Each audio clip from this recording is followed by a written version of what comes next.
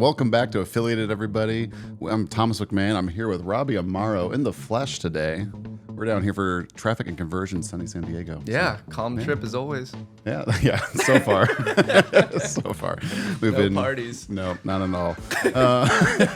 But excited to bring Robby on. This is part of our series about launching and creating a scaled direct response offer. And Robby's going to wrap this up here with split testing, which I'm excited for. I've known Robby for years now, and I've been very impressed with you. Not just in your ability to hang, but in the ability to split test and really dive into the data past copy, past kind of offer hooks, but like really figuring out where is the break in an offer. Because I see some people struggle. They launch the offer, they're getting some traffic, they're getting some traction, but they don't know where that keystone is in unlocking growth with traffic, right? So I'd love to talk about it. I'd love to, can you just give a quick overview of the companies you're kind of involved in right now and just validate why you're here for our audience? Yeah, for sure. So Vitality Now is one of them, and we've got about 6 offers. 2 of them are in cold traffic. The rest are like affiliate, and we have one big home run offer that's been running for like 7 years now. That a lot of that data I'm going to share today is from that. So that's it's scaled depending on the time. Like it's spent as much as 20K a day on Facebook, 20K a day on YouTube, and affiliates very consistent. And we've scaled on native, so it's got a lot of data and a lot of different funnels where I could leverage. So I'm going to share some of that. And then the Hero Company, which is I'm just in a fractional position with Jonathan Hudson, who's a really amazing, talented marketer, and he's got 10 offers, 10 front ends that So I'm seeing a lot of data overall. I think you wrote the number down of transactions. I already forgot, but I think hundreds of sales a day across 600. Yeah. So over 600 a day. So it's a lot of data, and the more sales you have, the quicker you learn. So you just get a lot more swings at the plate. But yeah, that's about it. I love that. So what I love to chat with you too is that you have, I think you just highlighted that you've got multiple offers on both sides. Both companies have multiple offers, multiple traffic sources for all these offers, right? So you're well diversified across. So just something I see people struggle with. They either have 90% of their customers coming from Facebook or affiliates, whatever it might be. They struggle to diversify and then leverage each traffic source too against each other or with each other to that kind of degree. Yeah, and it's a difficult job. I think that's the thing. It's tough to do, but hopefully we could share some things like that people are missing, especially at the beginning, that I wish I would have known. Right? Like if we could share a couple of those, I think people also, would benefit. I think it's a great way to dive into the split testing kind of conversation, because everyone talks about, oh yeah, of course, split test. Everyone talks about split testing. No one really talks about, people kind of talk about how to split test. Yeah. But when you're starting out with a new offer that's coming on, and maybe going back, like what do you wish you knew when you were starting? Where do you start when you have traffic hitting, you have some sales hitting? Where do you start peeling back the curtain with this split testing question? The biggest thing I wish I would have done is focused on upsell one more. It's going to be your biggest contributor. So the first upsell after the initial purchase? The first upsell, aside from the initial purchase. The initial purchase has to be good enough. I assume we're talking to people that at least they don't get 0 sales a day, right? Yeah. So you have some sales coming in. You should be optimizing your front end, but I actually think the biggest lever to profitability is upsell one. Okay. And it's the biggest way to potentially scale your offer, because you could pay a higher CPA if you got that upsell one higher. That AOV. Yeah, right? yeah. And I was actually talking to Brad Howard about this. He's done a few sales, I think. Just a little bit. A couple $100 million. But yeah, upsell one being so important. And, I guess tactically speaking, like the best upsells I've seen, and I've tested them all. This is kind of stealing from Justin Goff, who I know he did a full series on this, and it's what's functioning in all my funnels right now. But it's a video, and it's a forced play video of the offer, and you make them watch it till the end. So you on that first upsell on page. that first upsell page. So they buy the initial order, then a video. Spokesperson works better unless they suck, and then you could put a VO. But spokesperson's won against VO. So spokesperson, 4-minute video explaining the copy under. You don't drop that just like a button drop. You don't drop that until they explain the entire offer, the entire value. And then the text drops. Drops. Yeah, I was sharing with Brad that we ran that because people were getting confused about upgrading their order or something. Yeah. Like a lot of people like upgrade your order. They're like, oh, I just, We see that be a big chargeback and refund issue. They think they're getting 3 more bottles, and really they're getting, or on top, they're getting like 9 more all of a sudden, Yes. and they get 14 bottles showing up. And they're going, what the heck? Yeah, so I shared with him that we tested out of that because we had the same problem. Yep. And what we found was that when we explained it and did it in detail, conversion rate dropped like 1%, but our refund rate went like 5% down. Gotcha. So, it's a huge, massive win. Like, it's just not exciting, right? Free refund went down, but when you're talking millions, it's a lot. It's a lot. Kept businesses in business that way, right? It's Yeah. like their refund rate was why they weren't profitable, and you have that with some sort of little hack you can do, and also you're a very profitable company all of a sudden again. Yeah. So I think that's big. Yeah. And I think that's so tactically, I think that's just what you should go with that. Again, like the video, the button drop, and then the copy under. And then from a pricing point, this is where you want to go big and you want to get aggressive fast. On the first like upsell still. it's we do 8 bottles. We go from 136 to 8. And I actually implemented on all the new funnels from Hero Co. It's winning. I mean, AOV's just bump. A lot of people are scared to do 8. Refund rate has not changed from doing 6 to 6, 6 to 4. Like, you think it's going to. You're like, oh, that's too much for people, but you're thinking with your own mind. Let the audience tell you, and the data has showed us it is not. Do you do it dynamically, where if they take 1 bottle, you upsell them something different, or is it 1 to 8, 3 to 8, 6 to 8, or do you like 1 to 3, 3 to whatever, 6 to 8? 8 across the board won for us. Oh, really? And it Okay. actually won with all the other funnels too, surprisingly. Yeah. There's probably more incremental wins, but then you start talking about like, how much are we actually going to get by optimizing this, this one path, and then you kind of. Where to go back to the initial order, is there a conversion rate that you find is typically like, okay, this is good for scale, we just need to figure out the upsell now? I'm sure On the front end? Yeah. Oh, it totally depends. Sure, yeah. It totally depends. I mean, I would say generally speaking, try to aim for 1%. Yeah. 1.5 is better, 2 is better than that, but it's like, Depends it's on- such a yeah. tough question because it's traffic source dependent. It's copy dependent. Like, do you have a long email, short email? Do you have a short lander, long lander? Are you doing tricks when you autoplay? Like, it's a loaded question. I would say, as if you're a beginner, 1%, and then I would really focus on AOV at that point. Like AOV, especially in today's environment. The people who have higher AOVs are going to stick around. Yeah, they and who those pay who the most don't- to acquire a customer win, right? Yeah, So it's still the same game, but it's gotten much harder since iOS. And now it's like, before I was very happy with the 220 AOV. Now I'm going for 300. Yeah. Yeah, and that's what it's taking on YouTube. Like, we're at about 260 on one of our YouTube funnels, and that's what it's taking to be profitable. That Even 300 break number. even is profitable these days. Like, I'm super happy to break even, and we changed the company infrastructure to be able to do that. And Jonathan's the same way. Like the Hero Co. If we're breaking even day one, that's pure money in the bank, man. Yeah. When you talk Amazon phone, like just direct acquisition, break even, not everything else, not the halo effect. I guess. Gotcha. Yeah, that makes sense. I'd love to let's talk about it a little bit then, because that's something I find people are shocked by when they start looking at the direct response affiliate model. They're Yeah. like, oh, I thought I could pay 20% to acquire a customer, or or like, oh, I thought that was a good commission kind of thing, right? But as you know, and as I know, it's your customer acquisition cost doesn't really change across channel. Like, it does, but when you look at cold traffic, it's going to be expensive. Oh yeah, usually, really right? expensive. Yeah. I mean, yeah, it's I think pre-iOS it was like, I feel like $100 CPA for a supplement offer was the golden. You're just killing it with that $100 CPA. Now it's like 120, you're killing it. 140, you're still kind of killing it. If you have a high enough AOV. Right. And that's where split testing has become more important, because I think it's that much harder, right, to acquire customers. It's more expensive, so you need to maximize on every impression you get. But yeah, that's it. I think on the upsell, I'm trying to think. I wanted to say one more thing about the upsell. I just can't remember it. Go big. We talked about going bigger. Yeah. So I was gonna try to give people ideas on what that actually means. So with a digital offer, the best things I've seen work are more of that exact same thing. Right. But don't be scared to do a big swing. Don't be scared to at least charge as much as your first, and even go further than that. Like, I've seen upsell ones be 2 times the price and win. I've seen it be the same price and win. So yeah, don't be scared to be aggressive with that upsell. first one.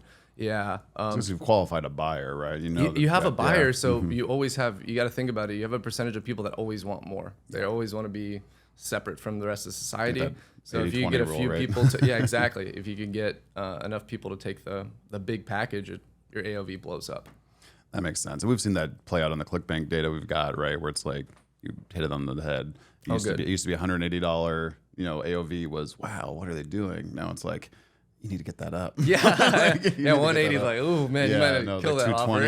220, 240 is in that like 220. average range. And then like the biggest scale are getting that 280 plus range, right? And that's like, I think 300 is a new like 180, benchmark, honestly. Yeah. That's what we're aiming for. And only seeing it on YouTube now, but I think, the other traffic sources have potential. This might be pigeoning away from split testing a little bit, but I think it's relevant. So if you've got a $300 AOV, I think a common pushback I hear on that is like, well, now you're just getting all your LTV up front and you can't monetize that customer for the lifetime as much. How are you layering that in to like keep monetizing this customer who's just paid you? I mean, that's where the back end focuses. I mean, you have to have, and this is a bit more advanced, I think, like, because saying a back end's a lot easier than doing it, right? Like when you have a supplement, one supplement is easy, two is hard. We have 8. It's really hard. So you have 8 supplement just back end offers. We have, I think 5, 6. Okay. 6. Yeah. So, but that's where you maximize your LTV. You already built the trust. It's honestly a layup. You still have to be good at selling. So these are all under the Vitality Now brand that you're cross-selling your customers to? Okay. Mm-hmm. And Jonathan's the same thing. I think his bigger lever is like he's got full different brands of companies. So he's his biggest affiliate. Yeah, he's affiliate, cross-pollinating. I mean, the list is growing, multiple. The SMS lists are growing. So it's really fun to be a part of something that complex because you just run a bunch of experiments. Sure. Yeah. And you don't know, like there's so much missed revenue in bigger companies is what I found. And we're just starting to find, gaps fill. Yeah, I think, did I answer your question? Yes. Yeah. Good. Yeah. Cause that's the thing. Like, at least if you look at someone with a single offer, right? They've built it, they've got one offer, or maybe they've an e-com brand who's built an offer around their best-selling product, right?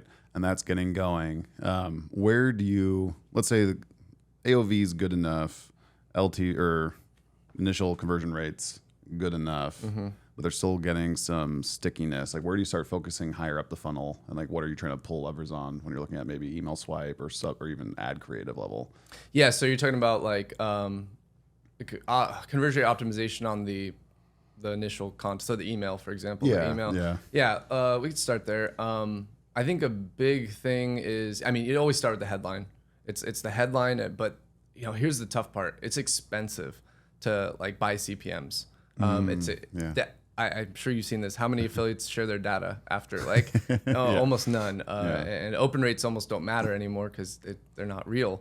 So it's click-through rate, and it's now the way we're doing it is headline, click-through, and conversion. And I guess the tough part is that you could increase click-through rate and lower conversion rate and lower overall performance. So you really always just need to keep your pulse on ROI. I mean, at the end of the day, when it comes to optimization, from a creative perspective, you need to focus on, if you have a winner, that headline should not be so obscure that it changes the mentality of that open rate. Like you say buy in an email, you're going to get a crazy open rate. I don't think that's going to convert as high as like, lose 72 pounds in an hour, right? Like if it's a fat loss offer. So I think overall it's changed a lot with email. You got to just focus on pure ROI.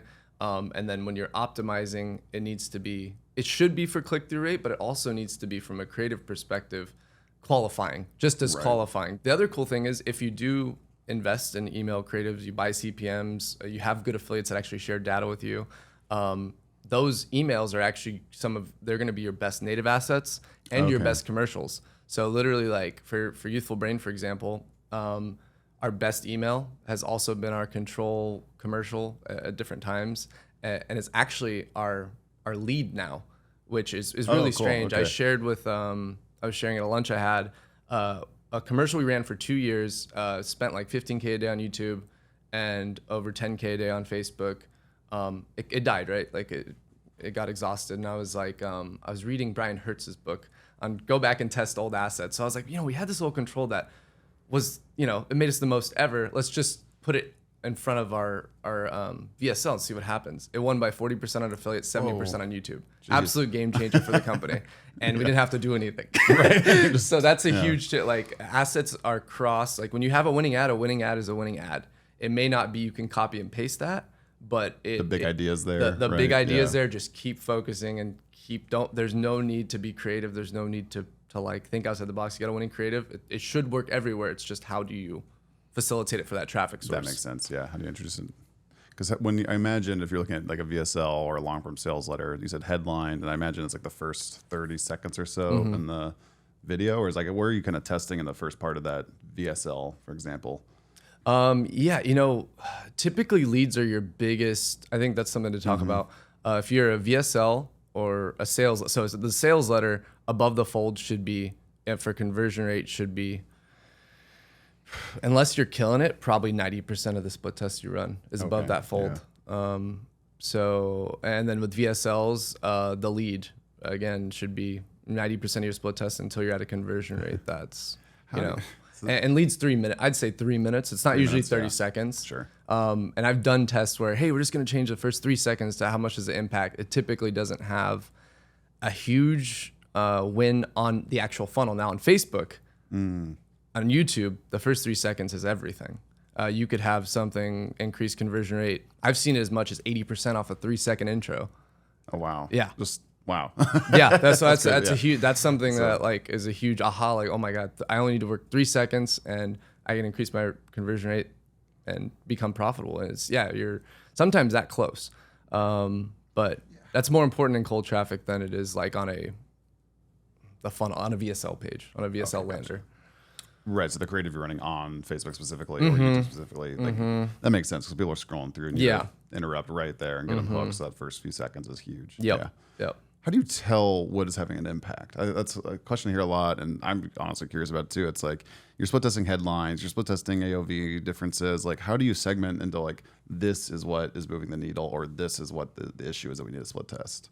Yeah, so that's a great question, and it's all about having. And most people, I would say, it's even a problem we're solving with Jonathan's company right now. He's a pretty big company, doing over 30 million, and there's no step-by-step funnel analysis happening on a regular basis. So we're putting that in place. But that's what we do on the Vitality Now side. It's like, I can't tell you all the things off the top of my head, but it's from an ad level, you're doing 10-second, 20-second, 30-second, like keep going. And then you're going the full funnel. So of those clicks, how many people get to the landing page? And of those people, how many people click on the play button? So literally every single step. And then this is the advantage of working with an agency, and I always preach about agencies, but the one we're working with, they have 8 offers, right? Okay. So they actually create baselines, and then you put your funnel next to their baselines, and then it's very easy to see the red line. Like, for example, we are testing a close right now because we had amazing watch metrics. Like 14% of the people are getting to the button drop, which is really good. Okay, so the people that are hitting the video sales letter, 14% of those people are seeing the buy button populate. That's big, yeah. But of those people, only 37% were clicking through, and that was literally half of what it needed to be. And so, okay, we just fixed the close. But we would have never known that. We would have never isolated to the close. And we actually tested into that too, because first, the data, that step-by-step analysis, it's not always going to be 100% right. What we thought was that it's the display that was coming under the VSL. Like, so we did 10 tests on it. Like, God, nothing's moving to me. Like, what the hell is that? This should work, right? The data's telling it'll work. And then when we went back and looked at it, we isolated. It just wasn't a strong enough, promise, I guess, we were making at the end of the VSL. With the metric, that's what the metric showed. I can't really talk about the details because I'm not a data person. Sure. But I have a really good data person that told us. So is it more? This almost sounds like, is this happening in a software you're using to see, or are you just comparing like Google Analytics should be should be your tool there. And that's easier said than done. That's not a simple. It's not a simple setup. But yeah, I think the agency we have has a custom built software that they leverage. And then it's Google Analytics from our side. So, it's a big gap in the market. If somebody fixes that gap of like, landing page and a visual too. Like here's Right. your percentages on each step of the. Maybe we should build Maybe that. we should build that. Yeah. Shit. We'll see you next year. With Yeah. I quit. Yeah, it's not an easy. Yeah, that's something that hasn't been solved. I'm sure bigger companies have solved it, but I think Funnelytics. There's something out there that's called Funnelytics. I think you're right. I think yeah. it has attempted to solve it, but still hasn't for some reason. And I might be misspeaking because I don't know the software. No, it's because I know when I'm in like the ClickBank analytics dashboard, which again is only the affiliate and kind of that kind of data hitting it. But you almost start with you see the clicks that are running through, you see the click-through rate of what's hitting the actual order forms, and you need order the form to creatives, close like rate. you need Yeah. a visual of each single step, and everybody's funnel is different. Right. So you need a software that's like, here's the percentage of X, Y, Z, like, and that's ideally you have, and that's a full-time job though. And so do you have? It sounds like you have that full-time job, or you have someone in that role who's looking The at agency is carrying a lot of that load. 90% of it, and that's the huge value add. I mean, for me, like that's worth its weight in gold. Like, what would you do if you were more of a solopreneur and like if you were like, yeah, I've got my funnel, I've got my traffic hitting it. Yep. I need to figure out split testing now. Yeah, that's a good question. You have to. So I mean, it's software. What software are you going to use?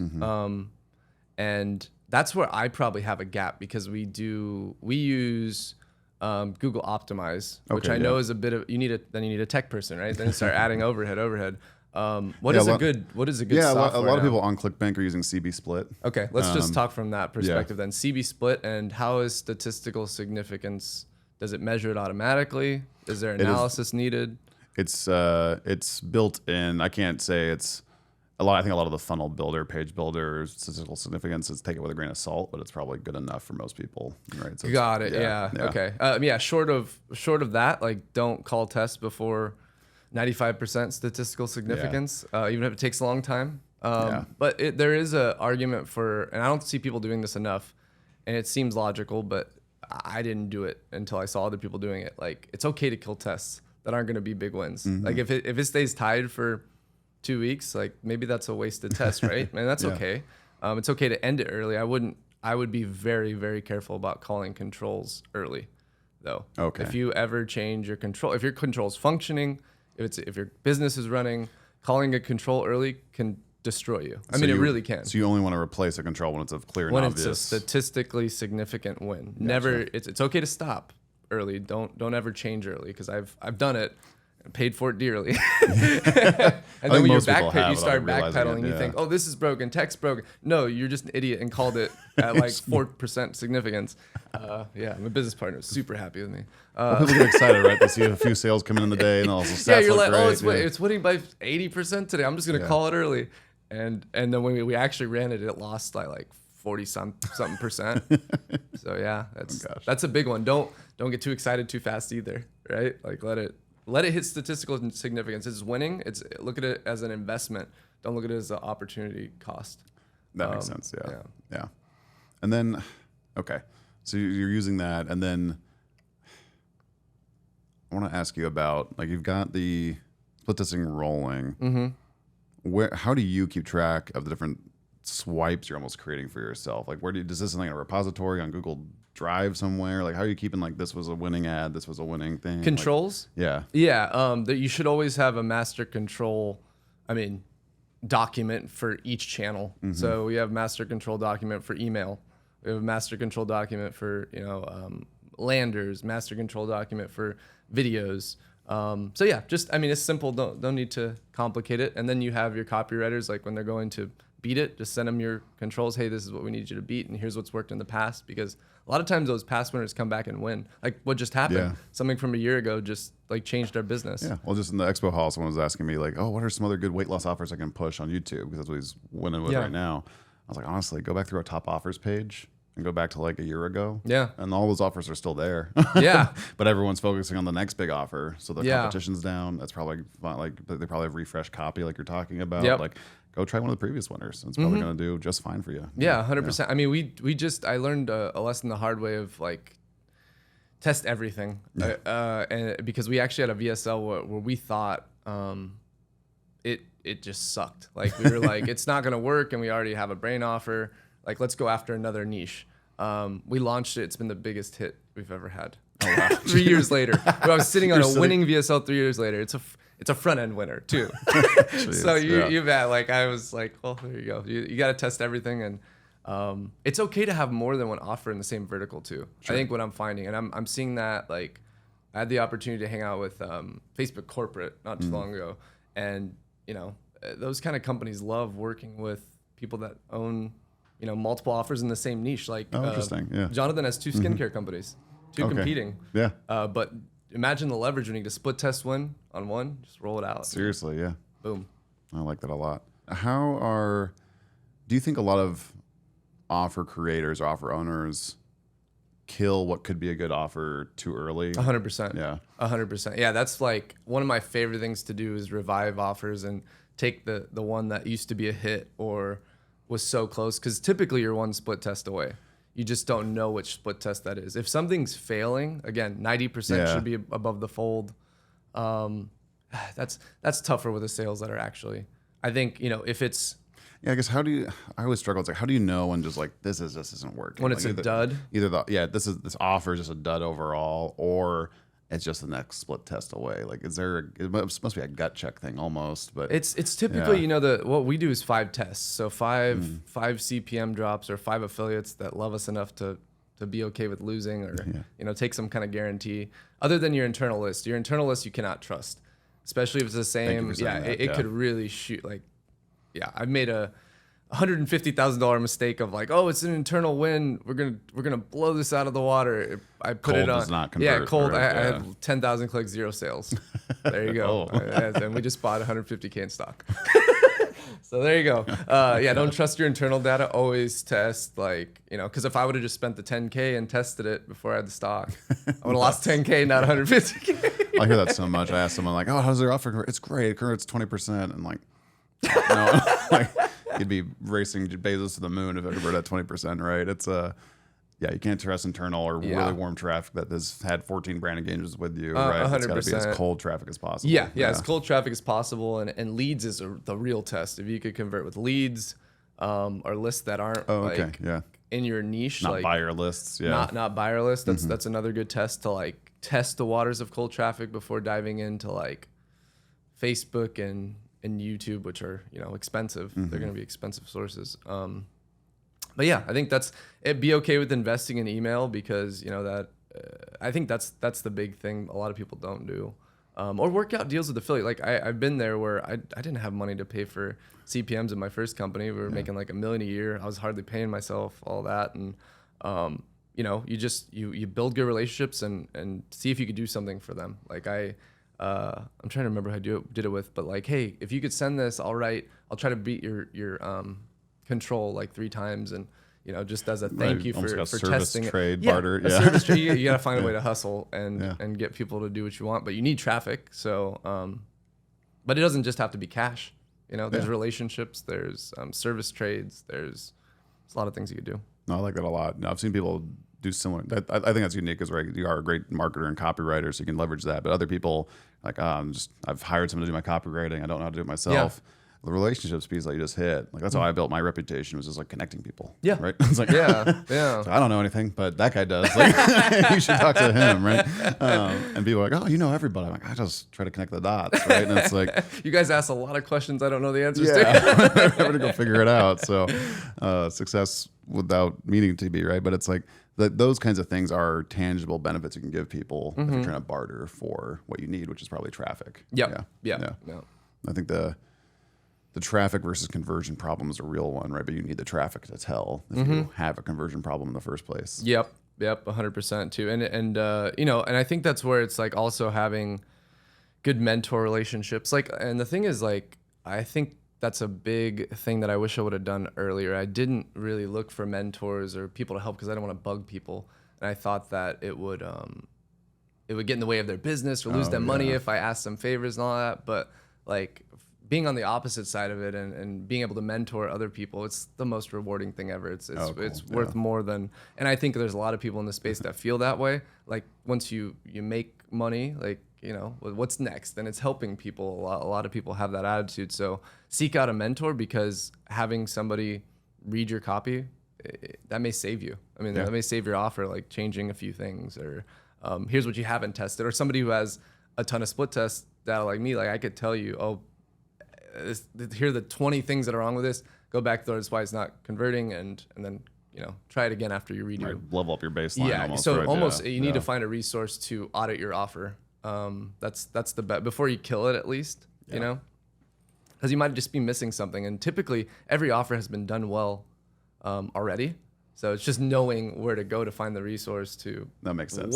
Why did it work then on the newspaper or whenever it was running?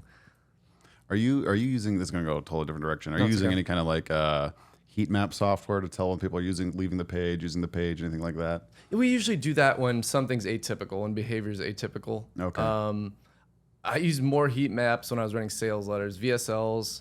Yeah, there's not much. It's heat map. not. It's like- Yeah, I mean, after the button drops, when we do long copy on the bottom, if we're testing testimonials or testing some different aspect on those, we'll run heat maps just to see what people are doing. They have done nothing for me, though, to be honest with you. Like on VSLs, the optimization is not paid off. I've never that's the heat map told us exactly what, not once yet. So, Gotcha. That makes sense. Maybe people have had other experiences, but I have not. What video hosting do you use? Vitalytics. I thought that would be the So case. I hope I get a commission check if Yeah, you're watching Patrick. this. Kidding. Yeah, amazing software. And that's a few wins from Vitalytics. Like, No, they're great. We use them every too. beginner Yeah. should be on. Like auto redirect was a huge win for us. Yeah. To cart, the smart autoplay was a huge win. And put a headline. People without headlines on the videos. Have you not tested your click-through rate? Like I'm talking to some of my friends. Sorry guys, I'm not trying to insult you, but it's like if don't put click play to unmute on there. Give a benefit. Give a reason why somebody should click on that thing. And we tested it. It like doubled our click-through rate when we went from that. What's an example of that? Like 5 foods to avoid. so that's on instead of the click unmute. You're putting that around the you could play still button, put click to unmute, but like. So that's where you're putting the headline. What's so special about this video that give them reason to play. Like it's very hard to get clicks, maximize your clicks, right? Yeah. Well, I think Alan Satanek was talking about a bit of that, right? They're like, people are like, they're trying to gate the offer and all this. It's like, no, don't gate the offer. Make sure that everyone that you're trying to send clicks to can see the offer at some point, right? Obviously, you need to put the buy button in the right place and everything like that. You're trying to maximize who sees the offer. Yes, 100%. And actually, the biggest lever on VS, I'd say it if I had to say was the biggest thing to focus on once you have a winning offer, it's the interaction with the video. So how many people... Okay. Like it's small things like the headline or the way the video is viewed. Is it full screen? Is it partial screen with a description? Like they've won at different times, but that's been our biggest lever of optimization. Actually, is just once you have the winner, no need to keep writing 20 leads. I mean, keep testing leads. You should always, let's say 3 a quarter, but you don't need to like constantly do that. When you have that winner, optimization of just viewing is also a huge lever because you already know a buy. If they do X, then they do Y at this percentage. So if you just increase that little lever, what if I could double the amount of people that watch? Oh, that may double my conversion rate. And so something like that has been huge for us. That's really smart. Is there any other oh my gosh, I wish people would stop doing this kind of thing. Like you just beat your head against the wall when you see an offer doing it. Well, I mean, yes, the one I shared earlier was the Vitalytics, like click to it drives me absolutely. But I'm like, if I email this person, it's wasted real estate. It's right? It's 100% waste. Don't waste any real estate. I never would. You just see it like, you just leave it. Yeah, but because you're looking at it for a different reason, right? The customer's like wants a benefit. They're in pain. Address the pain, and it's a more that click is important, right? Like that's a 5 foot or lose 72 pounds in 1 hour. You click that, you just bought into that message, and it makes a huge difference. That's genius. That makes a ton of sense. I love I think we're sharing over drinks, right? That Christian McClure shared that split test one that we were talking about at Deal Making Live, and it was like, there was an email subject line, same exact body creative. One had the same email. It was a $2,000 difference where the email body creative was the exact same. The only difference was the from line and the subject line. And it was 25% of the traffic hit one, 25% of the traffic hit the other, and then the other split test he was doing, one made $3,800, one made $1,800. That's crazy. Yeah, no, but I've seen that. I've seen that data over and over again. Like back when Nate Hopkins was at BioTrust, I did a lot of affiliate stuff with them, and Yeah, he would send me. I was like, why do you send me the same creative with a different headline and tell me to send it back to back? He's like, just trust me. And it was crazy. The second one would always make more, but it was literally the same copy. Yeah, so just Big going to misconception. like that on your lander, right? Like, how does that frame up work with the people hitting it? Like, how are you framing that with the headline, with the buy button, with that play click, like you're saying? Like, all that real estate plays into how they're experiencing your offer. At the end Yes, of the day. yeah, and take it from a customer's perspective. Like this drives me nuts. So when people talk about how they feel about design, or how they feel like this page looks, so they want to change it because it's just not pretty. Don't like that. Just no. The data should tell you your next move. It's always the data. As soon as people start talking about how they feel about design, they're in the wrong job. If they should not be the marketer. The marketer needs to be logical. It needs to be data driven. Feelings don't mean anything with split testing. That's for sure. Follow the data. But it drives me nuts when people are like, why did you split test your design? Oh, I just feel like it looked too cheap. I'm like, got it. And how'd that work out for you? Yeah. Yeah. It's probably not going to be a big win.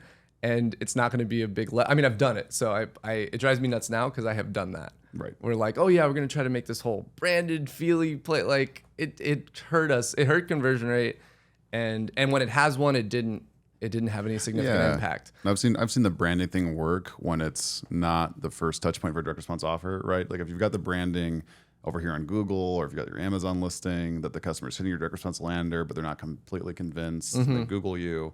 Then you want probably a branded presence. That's right? totally different. Yeah. That's totally different. Yeah. That's a different customer. It's a logical customer, doing research and and there is a place for it. There's a place for it in search, and we do the pretty website. People buy stuff off of it. Yeah. And so, but I imagine most of your acquisition. Do you have any acquisition hitting those pages, or is they all hitting direct response and they come through the other channels? No, we don't do any targeting to like an e-com page. Yeah. It's 100% just search or organic. That's the other real good benefit about having like that organic page with content and blogs. Like you rank really high, so Google's like we're actually getting as much organic as we are search these days, which is free. Yeah.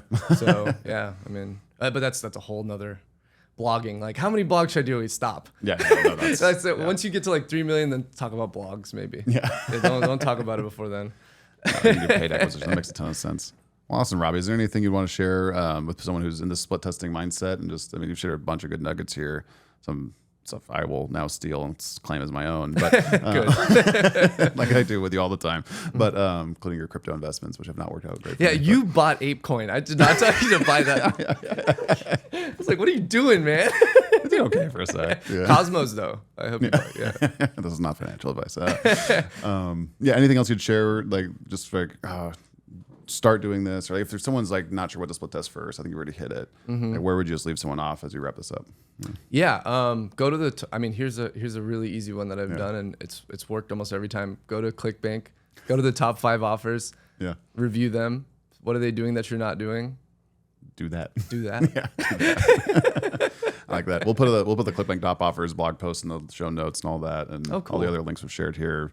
Yeah, we'll hit up Patrick for a Vitalytics affiliate link, which affiliate link. They are great. 300% commission. The LTV's got to be pretty good, Patrick. Yeah, they do good stuff. Well, Robby, thanks for joining here. I really appreciate you sharing the time. I know you're pretty behind the scenes as far as both things go, so I appreciate you jumping on to public facing podcast. I avoid these things. This is the first time I've ever done. I'm surprised you said yes. Yeah, it took you a few months, but we got here. If there's nowhere, that's fine. But if people want to find out more about you or get in contact with you, like, is there anywhere people can go? Yeah, Facebook is probably the best thing. Robby Amaro on Facebook. And I'm usually pretty responsive. And I guess if somebody wanted to hit me up on Skype, that's fine too. Copy Kid 26. I thought I was going to be a career copywriter, and that was Chris Haddad saved me. Thank you, Chris, if you watch this. So I started running businesses. But yeah, Copy Kid 26 is my Skype. Facebook's best though. Yeah. I mean, I like turn off my Skype because it just it's a lot of messages, man. Awesome. Well, thank you for jumping onto Affiliated with us. We really appreciate your time. I'll let you get back to all the fun networking and very sober. Yeah, sober fun time. Let's do it. Awesome. Happy scaling, everybody. Yeah, happy scaling.